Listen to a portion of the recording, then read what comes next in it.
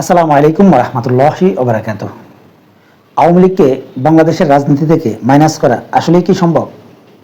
আপনারা অনেকেই বলতে পারেন যে আসলে আওয়ামী লীগের রাজনীতি এখানেই শেষ, বা আওয়ামী লীগ রাজনীতি থেকে আসলেই মাইনাস হয়ে গেছে, বা আওয়ামী লীগের রাজনীতি আর বাংলাদেশে আসলে প্রতিষ্ঠা হবে না। এই জাতীয় মন্তব্য যারা করেন তাদের উদ্দেশ্যে আমার এই ভিডিওটি।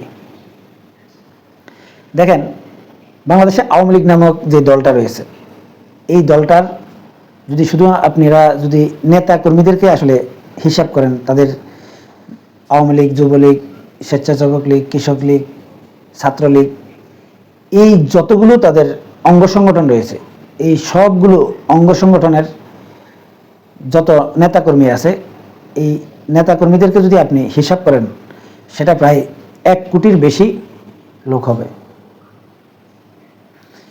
এর বাইরে এই নেতাকর্মীদের স্ত্রী সন্তান রয়েছে এবং আওয়ামী লীগের সমর্থক রয়েছে। এই সবগুলো মিলিয়ে আসলে আপনারা নিজেরাই হিসাব করেন যে বাংলাদেশে আসলে কত কোটি মানুষ আসলে এই আওয়ামী লীগের রাজনীতি করে বা আওয়ামী লীগকে পছন্দ করে। আপনি যদি সংখ্যায় হিসাব করেন তাহলে কত কোটি আসলে আওয়ামী লীগ রয়েছে, এবং যদি পার্সেন্টেজ হিসাব করেন সেটাও আপনি বিবেচনায় রাখতে পারেন যে এই সবগুলো মিলিয়ে আসলে কত পার্সেন্ট হতে পারে। আমি সর্বনিম্ন যদি ধরি, যদি 30% লোকও যদি আওয়ামী লীগ করে বা আওয়ামী লীগের সমর্থক থাকে, এটা কিন্তু বিশাল বড় একটা অংশ। এখন প্রশ্ন হচ্ছে যে আওয়ামী লীগকে যদি আসলে রাজনীতি করতে না দেওয়া হয়, এবং আওয়ামী লীগ নামে যদি তাদেরকে রাজনীতি করতে না দেওয়া হয়, তাহলে কি এই লোকগুলো আসলে আওয়ামী লীগ ছেড়ে অন্য কোনো দলে চলে যাবে? আমি সেটা মনে করি না। বাংলাদেশে কিন্তু এই বামপন্থী যে আপনি রাজনৈতিক দলগুলোকে দেখেন, এই দলগুলোর আসলে জনসমর্থন নেই, কিন্তু রাজনীতিতে তারা মারাত্মক প্রভাব রাখে এবং মিডিয়াতে তারা কিন্তু অনেক শক্তিশালী, এবং আন্তর্জাতিকভাবেও কিন্তু তাদের অনেক সাপোর্ট রয়েছে, এবং তারা আন্তর্জাতিকভাবে অনেক সুযোগ সুবিধা নেয়।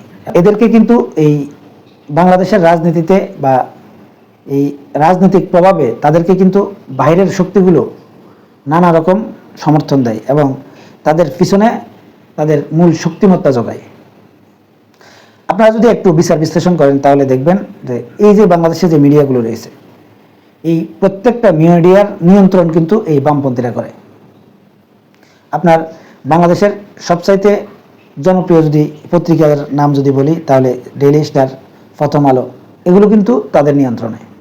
তাই মূল কথাটা হচ্ছে বামপন্থীরা বাংলাদেশের রাজনীতি বা বাংলাদেশের যে সংবাদ মাধ্যম এবং এই সবগুলোতে তারা অনেক শক্তিশালী। এখন এই বামপন্থীদের রাজনৈতিক মাইন্ড সেট আপ এবং তাদের যে নীতি, এটাকে যদি আপনারা একটু হিসাব করেন তাহলে বুঝতে পারবেন এই বামপন্থীদের মূল রাজনীতিটা হচ্ছে তারা কিন্তু ইসলামকে বা ইসলামী রাজনীতিকে সম্পূর্ণরূপে অপছন্দ করে। তারা শুধু ইসলামী রাজনীতিকে অপছন্দ করে তা নয়, পুরো ইসলামটাকেই তারা অপছন্দ করে। এখন আপনারা যদি একটু গভীরভাবে যদি একটু বিচার বিশ্লেষণ করেন তাহলে বুঝতে পারবেন যে এই বামপন্থীরা ইসলামের বিরুদ্ধে কৌশলে যত কিছু করা যায় সব কিছু করছে, এবং এই বিগত আওয়ামী লীগ সরকারের আমলে যদি আপনারা একটু বিচার বিশ্লেষণ করেন তারা কতটা সূক্ষ্মভাবে ইসলামের বিরুদ্ধে কাজ করেছে। যে এই যে আমাদের যে শিক্ষা ব্যবস্থা, এই শিক্ষা ব্যবস্থাকে তারা এমনভাবে আসলে সাজিয়েছে যাতে এই শিক্ষা ব্যবস্থায় আসলে ইসলামের রশ্মিটা পর্যন্ত না থাকে। মানে মূল জায়গায় তারা কিন্তু আসলে এমন জায়গায় তারা প্রভাব বিস্তার করছে যে মানুষকে আসলে ইসলাম থেকে কিভাবে দূরে সরানো যায় সেই প্রক্রিয়ায় কিন্তু তারা চালিয়েছে। আপনারা যদি একটু লক্ষ্য করেন যে আওয়ামী লীগের পতনের পর যারা আওয়ামী লীগ নাম দিয়ে আসলে রাজনীতি করে, হয়তো তারা এখন সক্রিয় না, কিন্তু বামপন্থীরা কিন্তু মারাত্মকভাবে সক্রিয়। বিভিন্ন নামে কিন্তু তারা আসলে বিভিন্ন অজুহাতে কিন্তু তারা কিন্তু সামনে চলে আসছে এবং বক্তব্য বিবৃতি দিচ্ছে। এবং 5 আগস্টের পর যে প্রেক্ষাপট তৈরি হয়েছে যে ইসলামপন্থীরা যেভাবে আলাদা হয়ে যাচ্ছে এবং ইসলামপন্থী গ্রুপগুলো আসলে যেভাবে ঐক্যবদ্ধ হচ্ছে, এই ঐক্যবদ্ধ হওয়ার কারণে এই বামপন্থীরা কিন্তু এখন চোখ বন্ধ করে তারা বিএনপিকে সমর্থন করছে। এমনকি এই বামপন্থীদের এখন মূল আশ্রয়ের জায়গা হচ্ছে বিএনপি। বামপন্থীরা যদিও জনপ্রিয় না, কিন্তু তারা আওয়ামী লীগ এবং বিএনপির রাজনীতিতে কিন্তু তারা মারাত্মক প্রভাবশালী এবং তারা মারাত্মক প্রভাব রাখে। এখন যেহেতু ইসলামপন্থীরা বিএনপি থেকে বের হয়ে গেছে, তাই বিএনপিতে এখন আধিপত্য কিন্তু সম্পূর্ণরূপে বামপন্থীদের। এবং এই বামপন্থীরা আসলে যদিও এখন বিএনপির সাথে তারা জোট হচ্ছে, কিন্তু তাদের মূল পছন্দের জায়গা কিন্তু আওয়ামী লীগ। কারণ বাংলাদেশে বামপন্থীরা যদিও আওয়ামী লীগের সব কিছু পছন্দ না করে বা আওয়ামী লীগকে সম্পূর্ণরূপে তাদের মন মতো করেও যদি পরিচালিত করতে নাও পারে, তারপরেও এই বামপন্থীদের কাছে সবচাইতে গ্রহণযোগ্য দল হচ্ছে কিন্তু আওয়ামী লীগ। যেহেতু বামপন্থীদের আসলে জনসমর্থন নেই, তাই রাজনীতিতে এবং ইসলামপন্থীদেরকে ডিমোরালাইজ করতে তাদেরকে অবশ্যই আওয়ামী লীগ এবং বিএনপিকে ব্যবহার করতে হবে। এখন বাংলাদেশের মানুষের একটা যেই চিন্তাধারা এবং বিগত নির্বাচনগুলোকে যদি আপনারা একটু অ্যানালাইসিস করেন, তাহলে বুঝতে পারবেন যে বাংলাদেশের নির্দিষ্ট একটা সংখ্যক জনসমর্থন রয়েছে যারা আওয়ামী লীগকে ভোট দেয়, আবার বিএনপিকে ভোট দেয়। আর 40 থেকে 45% বা 50% লোক রয়েছে যারা আসলে নির্বাচনের সময় কেউ আওয়ামী লীগকে ভোট দেয় এবং কেউ বিএনপিকে ভোট দেয়। আর যেসব ভোটগুলো আসলে একবার এইদিকে যায় আরেকবার ওইদিকে যায়, এই লোকগুলোর মধ্যে বেশিরভাগ ভোট আসলে যে দল পায় সেই দলে কিন্তু রাষ্ট্র ক্ষমতায় আসে। এটাই হচ্ছে আমাদের বিগত নির্বাচনগুলোর আসলে নির্বাচনের অ্যানালাইসিস।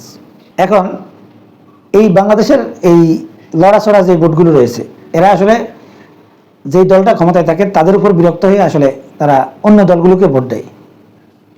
এখন বাংলাদেশে যে পরিস্থিতি তৈরি হয়েছে এবং বর্তমানে ইসলামিক দলগুলো যদি সত্যিকার অর্থে ঐক্য হয়, তাহলে এই ভোটগুলো আসলে কোন দিকে যাওয়ার সম্ভাবনা রয়েছে। আমি ব্যক্তিগতভাবে মনে করি, যদি আওয়ামী লীগ রাজনীতিতে না থাকে, শুধুমাত্র বিএনপি যদি রাজনীতিতে থাকে, তাহলে আগামী নির্বাচনে যদিও বিএনপি ক্ষমতায় আসে, বিএনপি ক্ষমতায় আসার পর এই মানুষগুলো যদি বিএনপির উপর বিরক্ত হয়, তখন কিন্তু এই ইসলামিক দলগুলোকে ভোট দিয়ে দিবে, এটা নিশ্চিত। আওয়ামী লীগ যদি বাংলাদেশের রাজনীতিতে না থাকে, নিশ্চিত ধরতে পারেন আগামী নির্বাচনে বিএনপি ক্ষমতায় আসলেও তারপরের নির্বাচনে কিন্তু এই ইসলামিক দলগুলো ক্ষমতায় আসবে, এটা প্রায় নিশ্চিত।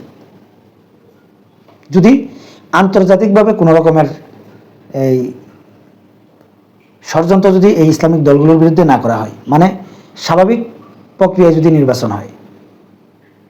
তাই বামপন্থীরা আসলে কখনো চাইবে না যে এই ইসলামিক দলগুলো ক্ষমতায় চলে আসুক, তাদের বিকল্প দল কিন্তু তারা অবশ্যই মাঠে রাখবে। এখন এই বিকল্প দলটা আসলে কে হবে? বিকল্প দলটা কিন্তু এই আওয়ামী লীগে। তাই এই বামপন্থীরা যদিও এখন বিএনপির পক্ষ অবলম্বন করে এবং বিএনপির রাজনীতিকে আসলে মেকানিজম করে বা বিএনপির পক্ষে আপনারা দেখতেছেন, কিন্তু বাস্তবিক অর্থে তারাই কিন্তু আওয়ামী লীগকে টিকিয়ে রাখতে চাইবে তাদের স্বার্থে বা তাদের ভবিষ্যৎ পরিকল্পনার স্বার্থে। এটাই হচ্ছে বাস্তবতা। আর যদিও বর্তমান সময়ে আপনারা হয়তো দেখতেছেন যে আওয়ামী লীগ মাঠের রাজনীতিতে নেই, কিন্তু আমি মনে করি এই বামপন্থীদের মাধ্যমে আওয়ামী লীগ বাংলাদেশের রাজনীতিতেও আছে। এবং আমাদের বর্তমান যে ইউনূস সরকার রয়েছেন, এই ইউনূস সরকারের মধ্যে যেসব উপদেষ্টারা রয়েছেন, এই উপদেষ্টাদের মধ্যেও বেশিরভাগ লোক কিন্তু আওয়ামী লীগকে পছন্দ করে, হয়তো তারা ওপেনলি বলে না, এবং এরাও কিন্তু আওয়ামী লীগকে টিকিয়ে রাখতে চাইবে। এটাই হচ্ছে মূল বাস্তবতা। সম্মানিত দর্শক, আপনারা কি মনে করেন কমেন্টসে জানাবেন। এখনকার মতো এই পর্যন্তই। আল্লাহ হাফেজ।